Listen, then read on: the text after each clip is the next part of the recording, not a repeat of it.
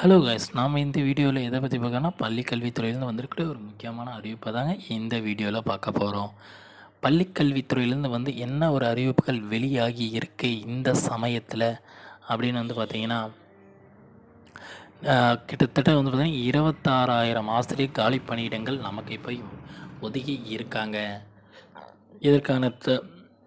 இதற்கான காலி பணியிடங்களுக்கெல்லாம் பார்த்திங்கன்னா நிரந்தர ஆசிரியர்கள் அல்லது தற்காலிக ஆசிரியர்கள் பார்த்திங்கன்னா உடனடியாக நியமிக்க பார்த்திங்கன்னா ஆணைகள் எல்லாமே வந்துட்டு இருக்குங்க. யூஜிடிஆர்பி எக்ஸாம் பார்த்திங்கன்னா 2012 வருஷம் பேட்சுக்கு மட்டும்தாங்க நடக்கும். கிட்டத்தட்ட 10 வருடங்கள் கழித்து நடக்கிறதுனால பார்த்திங்கன்னா அதிக அளவில் பார்த்திங்கன்னா காலியிடங்கள் இருக்கும் அப்படின்னு அனைவரும் எதிர்பார்த்துட்டு இருக்காங்க. காலி பணியிடங்கள் பார்த்திங்கன்னா அதிகரிக்க பார்த்திங்கன்னா இப்பொழுது பார்த்திங்கன்னா 2022-23 கல்வியாண்டு முடிவடைய ஸ்டேஜில் பார்த்திங்கன்னா கிட்டத்தட்ட அதிக அளவில் ஆசிரியர் 26,000 ஆசிரியர்கள் பார்த்திங்கன்னா உடனடியாக பார்த்திங்கன்னா ரிட்டையர்மெண்ட் அறிவிச்சிட்டாங்க. அதனால் பார்த்திங்கன்னா உடனடியாக அரசுக்கு பார்த்திங்கன்னா என்ன ஒரு செய்திகள் வந்திருக்கு அப்படின்னா, உடனடியாக பார்த்திங்கன்னா ஒரு 16,000 ஆசிரியர்கள் பார்த்திங்கன்னா நியமிக்கப்படணும். இது நிரந்தரமாக நியமிக்கப்படுறாங்களா இல்லை தற்காலிகமாக அப்படின்னு அனைவருக்கும் தெரியாதுங்க.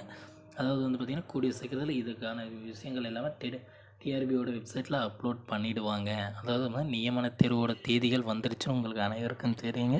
நியமன தேர்வு தேதி பார்த்திங்கன்னா உங்களுக்கு தெரிலனா மீண்டும் ஒரு முறை சொல்கிறேங்க.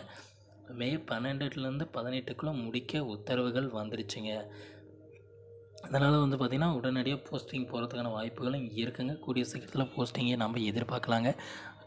அடுத்த கல்வியாண்டுக்கு பார்த்திங்கன்னா நீங்கள் ஆசிரியர்களை கூட இந்த வீடியோவை பார்த்துட்டு இருக்கிற நீங்கள் ஆசிரியர் கூட இப்போ தேர்வாகிறதுக்கான வாய்ப்புகள் இருக்குங்க.